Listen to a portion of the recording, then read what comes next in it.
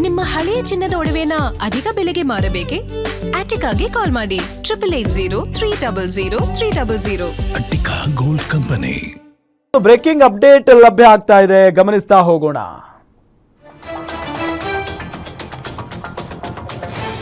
ಕಾವೇರಿ ವಿಚಾರದಲ್ಲಿ ಕರ್ನಾಟಕಕ್ಕೆ ಸಿಗುತ್ತಾ ರಿಲೀಫ್? ಕೆಲವೇ ಕ್ಷಣಗಳಲ್ಲಿ ಸಿಡಬ್ಲ್ಯೂಎಂಎ ಆದೇಶ ಪ್ರಕಟ ಆಗುತ್ತೆ. ಸಿಡಬ್ಲ್ಯೂಎಂಎ ಪ್ರಬಲ ವಾದ ಮಂಡಿಸಿದ್ದಾರೆ. ಕರ್ನಾಟಕ ದೆಹಲಿಯ ಸಿಡಬ್ಲ್ಯೂಎಂಎ ಕಚೇರಿಯಲ್ಲಿ ನಡೆದ ಸಭೆ. ಕಾವೇರಿ ವಿಚಾರದಲ್ಲಿ ರಿಲೀಫ್ ಸಿಗುತ್ತಾ ಕರ್ನಾಟಕಕ್ಕೆ?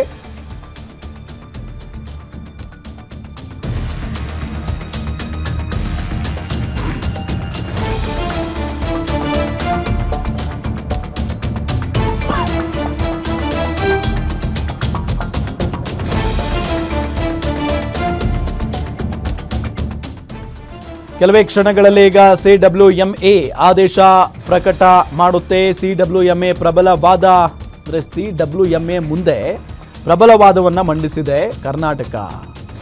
ಸಿಡಬ್ಲ್ಯೂಎಂಎ ಅಧ್ಯಕ್ಷರ ಮುಂದೆ ಅಲ್ಲಿ 4 ರಾಜ್ಯಗಳ ಪ್ರತಿನಿಧಿಗಳಿದ್ರು. ಕರ್ನಾಟಕದಿಂದ ಗೌರವ್ ಗುಪ್ತಾ ಹೋದರೆ, ತಮಿಳುನಾಡು, ಕೇರಳ, ಪುದುಚೇರಿಯಿಂದ ಒಂದಿಷ್ಟು ಜನ ಅಧಿಕಾರಿಗಳು ಬಂದಿದ್ರು. ಈಗ ಸಭೆ ನಡೆದಿದೆ. ಅಂತಿಮವಾಗಿ ಒಂದು ತೀರ್ಮಾನಕ್ಕೆ ಬರ್ತಾರೆ ಪ್ರತಿಯೊಬ್ಬರು ಕೂಡ. ಅಂದರೆ ಏನಿದೆ ಪರಿಸ್ಥಿತಿ ಅದನ್ನು ವಿವರಿಸಿದ್ದಾರೆ ಸಿಡಬ್ಲ್ಯೂಎಂಎ ಅಧ್ಯಕ್ಷರ ಮುಂದೆ. ಸೊ ಹಾಗಾಗಿ ಏನು ತೀರ್ಮಾನ ತೆಗೆದುಕೊಳ್ತಾರೆ? ಈಗ 15 ದಿನಗಳ ಕಾಲ ನೀರು ಬಿಡಬೇಕು, ಪ್ರತಿನಿತ್ಯ 3,500 ಕ್ಯೂಸೆಕ್ ರೀತಿ 4 TMC ಆಗುತ್ತದು 15 ದಿನ ಅಂತ ಅಂದರೆ. ಸೊ ಆ ರೀತಿಯಾಗಿ ಬಿಟ್ಟಿದ್ದೇ ಆದರೆ ಕರ್ನಾಟಕದ ಜನರಿಗೆ ಅಥವಾ ಬೆಂಗಳೂರು ಮತ್ತು ಮೈಸೂರು ಭಾಗದ ಜನರಿಗೆ ಕುಡಿಯುವ ನೀರಿಗೆ ಭಾಳ ಸಮಸ್ಯೆ ಆಗೋಗ್ಬಿಡುತ್ತೆ, ಹಾಹಾಕಾರ ಆಗೋಗ್ಬಿಡುತ್ತೆ. ಸೊ ಹಾಗಾಗಿ ಈಗ ಇದೆಲ್ಲವನ್ನು ಕೂಡ ಸಿಡಬ್ಲ್ಯೂಎಂಎ ನಡೆಸಿದ ಸಭೆಯಲ್ಲಿ ವಿವರಿಸಲಾಗಿದೆ.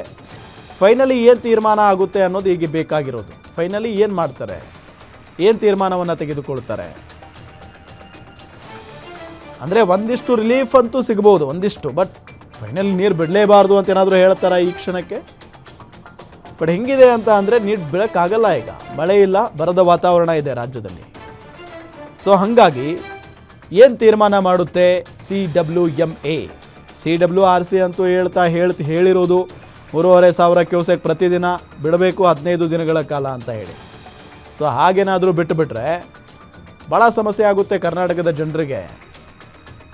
ಇದರಿಂದ ಈಗ ಸಿಡಬ್ಲ್ಯೂಎಂಎ ನಡೆಸ್ತಾ ಇರುವಂಥ ಮೀಟಿಂಗಿಗೆ ಹೋಗಿರೋದು ಎಲ್ಲರೂ. ಅವರವರ ವಾದವನ್ನು ಆಯಾ ರಾಜ್ಯದ ಪ್ರತಿನಿಧಿಗಳು ಮಾಡ್ತಾರೆ. ಬಟ್ ನಮ್ಮ ವಾದ ಏನಿದೆ ಅನ್ನೋದನ್ನು ಗೌರವ್ ಗುಪ್ತಾ ಅವರು ಮಾಡಿರ್ತಾರೆ. ಇದೇ ವಿಚಾರಕ್ಕೆ ಸಂಬಂಧಪಟ್ಟಂತೆ ಡೀಟೇಲ್ಸ್ ಕೊಡ್ತಾರೆ ನಮ್ಮ political bureau head Maruti Pavagada ಸಂಪರ್ಕದಲ್ಲಿದ್ದಾರೆ. ಮಾರುತಿ ಪಾವಗಡ, ಮೀಟಿಂಗ್ ಮುಗೀತಾ?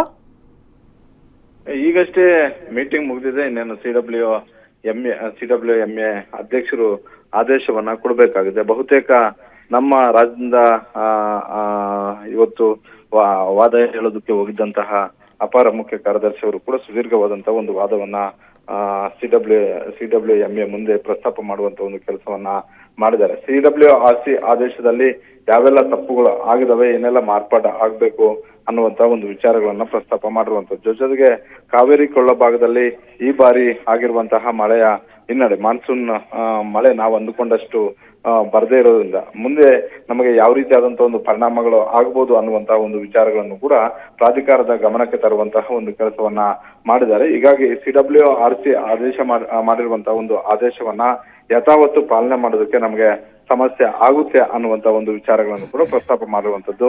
ಇನ್ನೇನು ಕೆಲವೇ ಕ್ಷಣಗಳಲ್ಲಿ ಸಿಡಬ್ಲ್ಯೂಎಂಎ ಅಧಿಕೃತವಾದಂತಹ ಒಂದು ಆದೇಶ ಮಾಡುವಂತಹ ಒಂದು ಸಾಧ್ಯತೆ ಇದೆ. ಓಕೆ, ಸೊ ಇದೆಲ್ಲದರ ನಡುವೆ ಒಂದು ಕುತೂಹಲ ಅಂತೂ ಇದ್ದೇ ಇದೆ. ಅಕಸ್ಮಾತ್ ಆಗಿ ನಾವು ಆಗ್ಲೂ ಕೂಡ ಇದೇ ವಿಚಾರಕ್ಕೆ ಸಂಬಂಧಪಟ್ಟಂತೆ ಡಿಸ್ಕಸ್ ಮಾಡುವಾಗ ಏನಾದರೂ ರಿಲೀಫ್ ಕೊಡಬಹುದಾ ಕರ್ನಾಟಕಕ್ಕೆ ಸಿಡಬ್ಲ್ಯೂಎಂಎ ಅನ್ನೋ ಒಂದು ಪ್ರಶ್ನೆ ಇತ್ತು. ಸೊ ರಿಲೀಫ್ ಅಂದರೆ ಯಾವ ರೀತಿಯಾಗಿ ನಿರೀಕ್ಷೆ ಮಾಡಬಹುದು ಅಂತ?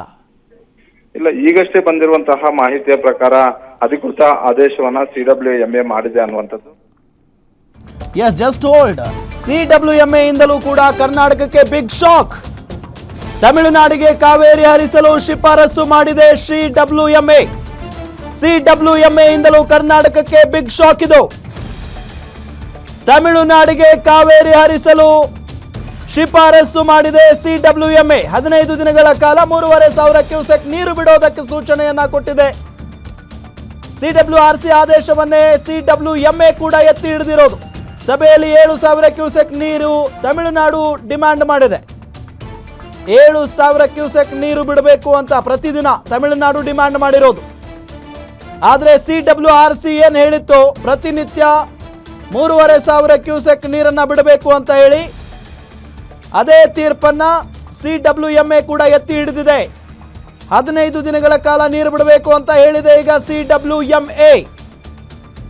ಇದು ನಿಜಕ್ಕೂ ಕರ್ನಾಟಕಕ್ಕೆ ಬಿಗ್ ಶಾಕ್. 3,500 ಕ್ಯೂಸೆಕ್ ನೀರು ಬಿಡುಗಡೆಗೆ ಈಗ ಆದೇಶವನ್ನ ಹೊರಡಿಸಿರೋದು CWMA.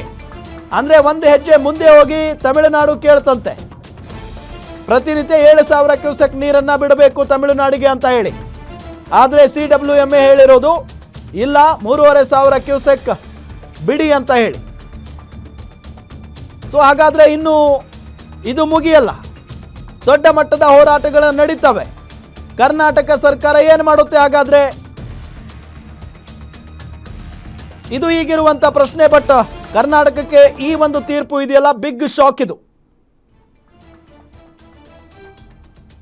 3,500 ಕ್ಯೂಸೆಕ್ ಬಿಡಬೇಕು ಅಂತ CWRC ಹೇಳಿದ್ದನ್ನೇ ನಾವು ಒಪ್ಪಲಿಲ್ಲ. ಅದಾದ ನಂತರ CWMA ಮುಂದೆ ಹೋದ್ರೆ CWMA ಕೂಡ CWRCಯ ತೀರ್ಪನ್ನೇ ಎತ್ತಿ ಹಿಡಿಯುತ್ತೆ ಅಂತ ಅಂದ್ರೆ ನಿಜಕ್ಕೂ ಕೂಡ ಇದು ವಿಪರ್ಯಾಸ. ಕರ್ನಾಟಕದಲ್ಲಿರುವಂಥ ಪರಿಸ್ಥಿತಿಯನ್ನ ವಿವರಿಸಿದ್ರೂ ಕೂಡ ಈ ರೀತಿಯಾದಂಥ ತೀರ್ಪು ಬರುತ್ತೆ ಅಂದ್ರೆ ಹೇಗೆ? ಏನು ಕಾರಣ ಇದಕ್ಕೆ? ಕರ್ನಾಟಕದಲ್ಲಿ ಮಳೆ ಇಲ್ಲ. ಮಳೆ ಇದ್ದಿದ್ರೆ ಬಿಡೋದಕ್ಕೆ ಸಮಸ್ಯೆ ಇರಲಿಲ್ಲ. ಬರದ ವಾತಾವರಣ ಇದೆ ರಾಜ್ಯದಲ್ಲಿ. ಇಂತಹ ಸಂದರ್ಭದಲ್ಲಿ ಕಾವೇರಿ ನೀರನ್ನ ಬಿಟ್ರೆ ಬೆಂಗಳೂರು ಮತ್ತು ಮೈಸೂರು ಭಾಗದ ಜನರಿಗೆ ತೀರಾ ಸಮಸ್ಯೆ ಆಗೋಗ್ಬಿಡುತ್ತೆ. ಕುಡಿಯುವ ನೀರಿಗೂ ಕೂಡ ಹಾಹಾಕಾರ ಆಗಿಬಿಡುತ್ತೆ. ಈಗ CWMA ಇಂದಲೂ ಕೂಡ ಈಗ ಕರ್ನಾಟಕಕ್ಕೆ ಬಿಗ್ ಶಾಕ್ ಆಗಿರೋದು. ಸೊ ಹಾಗಾಗಿ ಹೋರಾಟಗಳು ನಿಲ್ಲೋದಿಲ್ಲ. ಸರ್ಕಾರದ ನಿರ್ಧಾರ ಏನಾಗಿರುತ್ತೆ ಹಾಗಾದ್ರೆ ಮುಂದಿನ ದಿನಗಳಲ್ಲಿ? CWMA ಹೇಳಿದ ಹಾಗೆ ಪ್ರತಿನಿತ್ಯ 3,500 ಕ್ಯೂಸೆಕ್ ನೀರನ್ನ ಬಿಡುಗಡೆ ಮಾಡುತ್ತಾ ಕರ್ನಾಟಕ ಸರ್ಕಾರ ಒಪ್ಕೊಳ್ಳುತ್ತಾ ಇದಕ್ಕೆ? DK ಶಿವಕುಮಾರ್ ಅವರು ಏನ್ ಮಾಡ್ತಾರೆ? ಈ ಒಂದು ಸಭೆಯಲ್ಲಿ ತಮಿಳುನಾಡು ಮನವಿ ಮಾಡ್ಕೊಳ್ಳುತ್ತಂತೆ, 7,000 ಕ್ಯೂಸೆಕ್ ಕೊಡಬೇಕು ನಮಗೆ ಪ್ರತಿನಿತ್ಯ, ಹಂಗ ನೋಡಿದ್ರೆ ಅಂತ 7,000 ಕ್ಯೂಸೆಕ್. ಆದ್ರೆ CWMA ಅಧ್ಯಕ್ಷ ಹೇಳ್ತಾರಂತೆ, ಇಲ್ಲ ಆಗಲ್ಲ, ಅಷ್ಟೆಲ್ಲ 3,500 CWRC ಏನ್ ಹೇಳಿದೆಯೋ ಅದೇ ಫೈನಲ್. 3,500 ಕ್ಯೂಸೆಕ್ ನೀರನ್ನ ಬಿಡುಗಡೆ ಮಾಡಬಹುದು ಅಂತ ಹೇಳಿದೆಯಂತೆ. ಎಸ್, ಇದೇ ವಿಚಾರಕ್ಕೆ ಸಂಬಂಧಪಟ್ಟಂತೆ ಡೀಟೇಲ್ಸ್ ಕೊಡ್ತಾರೆ ನಮ್ಮ ಪೊಲಿಟಿಕಲ್ ಬ್ಯೂರೋ ಹೆಡ್ ಮಾರುತಿಪ್ಪಗೌಡ. ನ್ಯೂಸ್ ಡೆಸ್ಕ್ನ ನೇರ ಸಂಪರ್ಕದಲ್ಲಿ ಜಾಯ್ನ್ ಆಗಿದ್ದಾರೆ. ಮಾರುತಿಪ್ಪಗೌಡ, ಇದು ನಿಜಕ್ಕೂ ಕೂಡ ಶಾಕಿಂಗ್ ಬೆಳವಣಿಗೆ. ರಾಜ್ಯದಲ್ಲಿ ಮಳೆ ಇಲ್ಲ, ಬಹಳಷ್ಟು ಸಮಸ್ಯೆ ಆಗ್ತಾ ಇದೆ, ಬರದ ವಾತಾವರಣ ಇದೆ, ಎಲ್ಲವನ್ನು ವಿವರಿಸಿದಾದ್ಮೇಲೂ ಕೂಡ ಈ ತೀರ್ಪು ಹೆಂಗೆ ಬರೋದಕ್ಕೆ ಸಾಧ್ಯ? ರಾಮ್, ನಾವ್ಯಾರೂ ಕೂಡ ಎಕ್ಸ್ಪೆಕ್ಟ್ ಮಾಡಿರಲಿಲ್ಲ. CWRC ಕೊಟ್ಟಂತಹ ಆದೇಶವನ್ನು CWMA ಅಪೀಲು ಪ್ರಾಧಿಕಾರ ಮಾರ್ಪಾಡು ಮಾಡುತ್ತೆ ಅನ್ನುವಂಥ ಒಂದು ಭರವಸೆಯಲ್ಲೇ ನಾವೆಲ್ಲರೂ ಕೂಡ ಇದ್ದಿದ್ದು. ಸರ್ಕಾರದ ವತಿಯಿಂದ ಹೋಗಿದ್ದಂಥ ಒಂದು ಅಧಿಕಾರಿಗಳು ಕೂಡ CWRCಯ ಮುಂದೆ ಏನೆಲ್ಲ ವಿಚಾರಗಳನ್ನು ಪ್ರಸ್ತಾಪ ಮಾಡಿದ್ರು ಅದೇ ವಿಚಾರಗಳನ್ನು CWMA ಮುಂದೆನೂ ಕೂಡ ಪ್ರಸ್ತಾಪ ಮಾಡುವಂಥ ಒಂದು ಕೆಲಸವನ್ನು ಮಾಡಿದ್ರು. ಆದರೆ ಇವತ್ತು ಕೂಡ ಮತ್ತೊಮ್ಮೆ ತಮಿಳುನಾಡು ಸರ್ಕಾರ ಈ ಹಿಂದೆ CWRC ಮುಂದೆ ಏನು ತಮ್ಮ ವಾದವನ್ನು ಇಟ್ಟಿತ್ತು, ಅಂದರೆ ನಮಗೆ ಇಲ್ಲಿವರೆಗೂ ಬರಬೇಕಾಗಿದ್ದಂಥ ಒಂದು ನೀರು ಪ್ರತಿದಿನವೂ ಕೂಡ 7,000 ಕ್ಯೂಸೆಕ್ಸ್ ನೀರು ಬಿಟ್ಟರೆ ಮಾತ್ರ ಸರಿ ಹೋಗುತ್ತೆ ಅಂತ ನಮ್ಮ ರಾಜ್ಯದಿಂದ ಹೋಗಿದ್ದಂತಹ ಅಪರ ಮುಖ್ಯ ಕಾರ್ಯದರ್ಶಿಗಳು ಕೂಡ ಹಲವು ವಿಚಾರಗಳನ್ನು ಪ್ರಾಧಿಕಾರದ ಅಧ್ಯಕ್ಷರ ಮುಂದೆ ಪ್ರಸ್ತಾಪ ಮಾಡುವಂಥ ಒಂದು ಕೆಲಸವನ್ನು ಮಾಡಿದ್ರು. ಅದರಲ್ಲಿ ಪ್ರಮುಖವಾಗಿ KRS, ಕಬಿನಿ, ಹೇಮಾವತಿ ಸೇರಿದಂತೆ ಈ 5 ಡ್ಯಾಮ್ಗಳಲ್ಲೂ ಸದ್ಯಕ್ಕೆ ಕುಡಿಯುವ ನೀರಿಗೂ ಕೂಡ ಸಂಕಷ್ಟ ಎದುರಾಗುವಂಥ ಒಂದು ಪರಿಸ್ಥಿತಿಯಲ್ಲಿ ಕರ್ನಾಟಕ ಇದೆ. ಹೀಗಾಗಿ ನಾವು ನೀರು ಬಿಡೋದಕ್ಕೆ ಆಗ್ತಾ ಇಲ್ಲ. CWRC ಕೊಟ್ಟಿರುವಂಥ ಒಂದು ಆದೇಶ ಏನಿದೆ ಆ ಆದೇಶವನ್ನು ನೀವು ಮಾರ್ಪಾಡು ಮಾಡಬೇಕು. ಈ ಸಂಕಷ್ಟ ವರ್ಷದ ನಿಯಮದಂತೆ ಈ ಆದೇಶವನ್ನು ಬದಲಾವಣೆ ಮಾಡಬೇಕು ಅನ್ನುವಂಥ ಒಂದು ಮನವಿಯನ್ನು ಮಾಡಿದ್ರು. ಜೊತೆಗೆ ಮುಂದಿನ ದಿನಗಳಲ್ಲಿ ಹಿಂಗಾರಲ್ಲಿ ಮಳೆ ಚುರುಕಾದರೆ, ಹಿಂಗಾರು ಅಂತಲ್ಲ, ಯಾವುದೇ ಸಂದರ್ಭದಲ್ಲಿ ಮಳೆ ಹೆಚ್ಚಾಗಿ ನೀರು ಬಂದಿದ್ದೆ ಆದರೆ, ಡ್ಯಾಮ್ಗಳಿಗೆ ನೀರು ಬಂದಿದ್ದರೆ ಆದರೆ ಸಹಜವಾಗಿ ಟ್ರಿಬ್ಯುನಲ್ ಆದೇಶ ಏನಿದೆಯೋ ಆ ಆದೇಶದಂತೆ ನಾವು ನೀರನ್ನು ಬಿಡ್ತೀವಿ ಅನ್ನುವಂಥ ಒಂದು ಮನವರಿಕೆ ಮಾಡಿಕೊಡುವಂಥ ಒಂದು ಕೆಲಸವನ್ನು ಮಾಡಿದ್ರು. ಆದರೆ ಇಲ್ಲಿ ಎರಡು ವಿಚಾರಗಳು. ಒಂದು, ಕರ್ನಾಟಕ ಸರ್ಕಾರ 3500 ಕ್ಯೂಸೆಕ್ಸ್ ನೀರು ಬಿಡೋದಕ್ಕೆ ಆಗೋದಿಲ್ಲ, ನಮ್ಮ ಬಳಿ ಅಷ್ಟು ನೀರು ಇಲ್ಲ, ಈಗಿರುವಂಥ ನೀರು ಬಿಟ್ಟಿದ್ದೆ ಆದರೆ ಮುಂದಿನ ದಿನಗಳಲ್ಲಿ ಮೈಸೂರು, ಮಂಡ್ಯ ಮತ್ತು ಬೆಂಗಳೂರು ಜನರಿಗೆ ಕುಡಿಯೋ ನೀರು ಕೊಡೋದಕ್ಕೂ ಕೂಡ ಆಗೋದಿಲ್ಲ ಅನ್ನುವಂಥ ಒಂದು ವಾದ ಇತ್ತು. ಮತ್ತೊಂದು ಕಡೆ ತಮಿಳುನಾಡು ಸರ್ಕಾರ ನಮಗೆ ಈವರೆಗೂ ಬರಬೇಕಾಗಿರುವಂಥ ಒಂದು ನೀರನ್ನು ಕರ್ನಾಟಕ ಬಿಟ್ಟುಕೊಟ್ಟಿಲ್ಲ, ಹೀಗಾಗಿ ಪ್ರತಿದಿನವೂ ಕೂಡ 7000 ಕ್ಯೂಸೆಕ್ಸ್ ನೀರನ್ನು ಬಿಡಬೇಕು ಅನ್ನುವಂಥ ಒಂದು ವಾದವನ್ನು ಇಟ್ಟಿತ್ತು. ಕೊನೆಗೆ ಎರಡೂ ವಾದಗಳನ್ನು, ಆ ವಾದ ಮತ್ತು ಪ್ರತಿವಾದವನ್ನು ಆಲಿಸಿದಂತಹ ಅಧ್ಯಕ್ಷರು, ಪ್ರಾಧಿಕಾರದ ಅಧ್ಯಕ್ಷರು ಅಂತಿಮವಾದಂಥ ಒಂದು ಆದೇಶವನ್ನು ಮಾಡಿದರೆ, ಅವರೇನು ಬಹುದೊಡ್ಡದಾದಂಥ ಆದೇಶ ಅನ್ನೋದಕ್ಕಿಂತಲೂ ಕೂಡ CWRC ಏನು ಆದೇಶ ಮಾಡಿತ್ತೋ ಆ ಆದೇಶವನ್ನು ಎತ್ತಿಡುವಂಥ ಒಂದು ಕೆಲಸ ಮಾಡಿದೆ. ಅಂದರೆ ಸದ್ಯದ ಮಟ್ಟಿಗೆ ಕರ್ನಾಟಕ ಸರ್ಕಾರಕ್ಕೆ ಇದು ನಾವು ಸ್ವಲ್ಪ ಹಿನ್ನಡೆ ಅಂತಲೇ ಹೇಳಬೇಕಾಗುತ್ತೆ. ಹಾಗಂತೇಳಿ ನಾವು ತಮಿಳ್ನಾಡಿಗೆ ಭಾರಿ ಸಕ್ಸಸ್ ಆಗಿದೆ ಅಂತಲ್ಲ. ತಮಿಳ್ನಾಡವರು 7000 ಕ್ಯೂಸೆಕ್ಸ್ ನೀರನ್ನು ಕೇಳಿದ್ರು, 3500 ಕೊಡಿ ಅಂತ ಹೇಳಿದ್ರು. ಆದರೆ ಕೊಡಬೇಕಾಗಿರೋದು ನಾವು, ಕೊಡುವ ಪರಿಸ್ಥಿತಿಯಲ್ಲಿ ನಾವಿಲ್ಲ ಇವತ್ತು. ಹೀಗಾಗಿ ಈ ಆದೇಶ ಒಂದು ರೀತಿ ನಮ್ಮ ರಾಜ್ಯ ಸರ್ಕಾರಕ್ಕೆ ಒಂದು ಹಿನ್ನಡೆನೇ, ಇದರಲ್ಲಿ ಯಾವುದೇ ಅನುಮಾನವೂ ಕೂಡ ಇಲ್ಲ. ಆದರೆ ನಾವು ಈ ಆದೇಶವನ್ನು ಪ್ರಶ್ನೆ ಮಾಡಿ ಸುಪ್ರೀಂ ಕೋರ್ಟ್ಗೆ ಹೋಗುವಂಥ ಒಂದು ಅವಕಾಶ ರಾಜ್ಯ ಸರ್ಕಾರದ ಮುಂದೆ ಇದೆ. ಅದಕ್ಕೂ ಮೊದಲು ಈಗ ಪ್ರಾಧಿಕಾರ ಮಾಡಿರುವಂಥ ಒಂದು ಆದೇಶವನ್ನು ಪಾಲನೆ ಮಾಡಬೇಕಾಗಿರುವಂಥ ಒಂದು ಅನಿವಾರ್ಯ ಪರಿಸ್ಥಿತಿಯಲ್ಲಿ ನಾವು ಇದ್ದೇ ಇರ್ತೀವಿ. ಒಂದು ವೇಳೆ ಈ ಆದೇಶಕ್ಕೆ ತಕ್ಕಂತೆ ನೀರು ಬಿಡಲಿಲ್ಲ ಅಂತ ಹೇಳಿದ್ರೆ, ನಾಳೆ ಬೆಳಗ್ಗೆ ತಮಿಳುನಾಡು ಸರ್ಕಾರ ಅದನ್ನೇ ಪ್ರಮುಖವಾಗಿ ಸುಪ್ರೀಂ ಕೋರ್ಟ್ ಮುಂದೆ ಹೋದಾಗ ಆ ವಿಚಾರವನ್ನು ಪ್ರಸ್ತಾಪ ಮಾಡುತ್ತೆ. CWRC ಆದೇಶ ಮಾಡಿತು, ಆಗಲೂ ನೀರು ಬಿಡಲಿಲ್ಲ. CWMA ಆದೇಶವನ್ನು ಎತ್ತಿಡಿತು, ಆಗಲೂ ಕೂಡ ನೀರು ಬಿಡಲಿಲ್ಲ. ಹೀಗಾಗಿ ಯಾವ ಆದೇಶಕ್ಕೂ ಕೂಡ ಕರ್ನಾಟಕದವರು ನಡ್ಕೊಳ್ತಾ ಇಲ್ಲ ಅನ್ನುವಂಥ ಒಂದು ವಿಚಾರಗಳನ್ನು ಪ್ರಸ್ತಾಪ ಮಾಡ್ಬೋದು. ಆಗ ಕೋರ್ಟ್ಗಳು ಗರಂ ಆಗೋದಕ್ಕೂ ಕೂಡ ಕಾರಣ ಆಗ್ಬೋದು. ಕೋರ್ಟ್ಗಳ ಮುಂದೆ ನಾವು ಅರ್ಜಿ ಸಲ್ಲಿಕೆಗೂ ಮೊದಲು ಸಣ್ಣ ಪುಟ್ಟ ನೀರು ಬಿಟ್ಟಿದ್ದೇ ಆದರೆ ಕೋರ್ಟ್ ಮುಂದೆ ಹೋದಂಥ ಒಂದು ಸಂದರ್ಭದಲ್ಲಿ ನಮಗೂ ಕೂಡ ಒಂದು ಅವಕಾಶ, ನಮ್ಮ ವಿಚಾರವನ್ನು, ನಮ್ಮ ವಾದವನ್ನು ಮನ್ನಣೆ ಮಾಡೋದಕ್ಕೆ ಅವಕಾಶ ಇರುತ್ತೆ. ಜೊತೆಗೆ ಕೋರ್ಟ್ ಕೆಗ್ಗಣೆಗೆ ಗುರಿ ಆಗದೇ ಇರುವಂಥ ಒಂದು ರೀತಿಯಲ್ಲಿ ಒಂದು ನ್ಯಾಯವನ್ನು ಪಡೆಯುವಂಥ ಒಂದು ಕೆಲಸಗಳು ಆಗಬಹುದು. ಹೀಗಾಗಿ CWRC ಆದೇಶವನ್ನು CWMA ಎತ್ತಿಡಿದಿದೆ. ಈಗ ನಮ್ಮ ಮುಂದೆ ಇರುವಂತಹ ಏಕೈಕ ಆಪ್ಷನ್ ಸುಪ್ರೀಂ ಕೋರ್ಟ್ಗೆ ಹೋಗುವಂಥದ್ದು. ಬಹುತೇಕ ಭಾನುವಾರ ಸರ್ವಪಕ್ಷಗಳ ನಿಯೋಗದ ಸಭೆಯನ್ನು ಮುಖ್ಯಮಂತ್ರಿಗಳು ಕರೆದಿದ್ದಾರೆ. ಸರ್ವಪಕ್ಷದ ನಿಯೋಗದ ಸಭೆಯಲ್ಲಿ ಸುಪ್ರೀಂ ಕೋರ್ಟ್ನಲ್ಲಿ ಮುಂದಿನ ಕಾನೂನು ಹೋರಾಟದ ಬಗ್ಗೆ ಚರ್ಚೆ ಮಾಡಿ ಅಂತಿಮವಾದಂಥ ಒಂದು ನಿರ್ಧಾರವನ್ನು ತೆಗೆದುಕೊಳ್ಳುವಂಥ ಒಂದು ಸಾಧ್ಯತೆ ಇದೆ.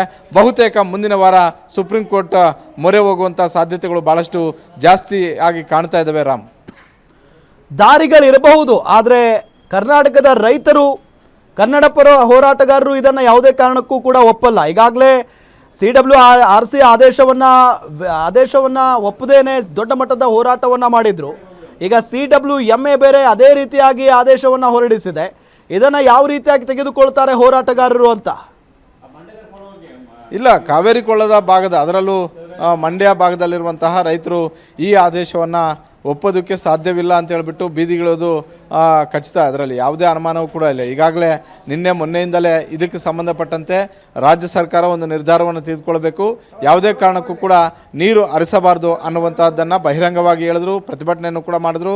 ನಾಳೆ BJP ವತಿಯಿಂದನೂ ಕೂಡ ಮಂಡ್ಯದಲ್ಲಿ ಬೃಹತ್ ಪ್ರತಿಭಟನೆಯನ್ನು ಹಮ್ಮಿಕೊಳ್ಳಲಾಗಿದೆ. ಆದರೆ ಮತ್ತೊಂದು ಕಡೆ ಕನ್ನಡ ಪರ ಸಂಘಟನೆಗಳು ಮೊದಲಿಂದಲೂ ಕೂಡ ಕಾವೇರಿ ನೀರಿನ ವಿಚಾರಕ್ಕೆ ಸಂಬಂಧಪಟ್ಟಂತೆ ಪ್ರತಿಭಟನೆ ಮಾಡ್ತಲೇ ಇದ್ದಾವೆ. ಸಹಜವಾಗಿ ಸರ್ಕಾರಕ್ಕೆ ಇದು ಈ ಪರಿಸ್ಥಿತಿಯನ್ನು ನಿಭಾಯಿಸೋದು ಕಷ್ಟ ಆಗುತ್ತೆ, ಇದರಲ್ಲಿ ಇಲ್ಲ ಅಂತ ಹೇಳ್ತಿಲ್ಲ.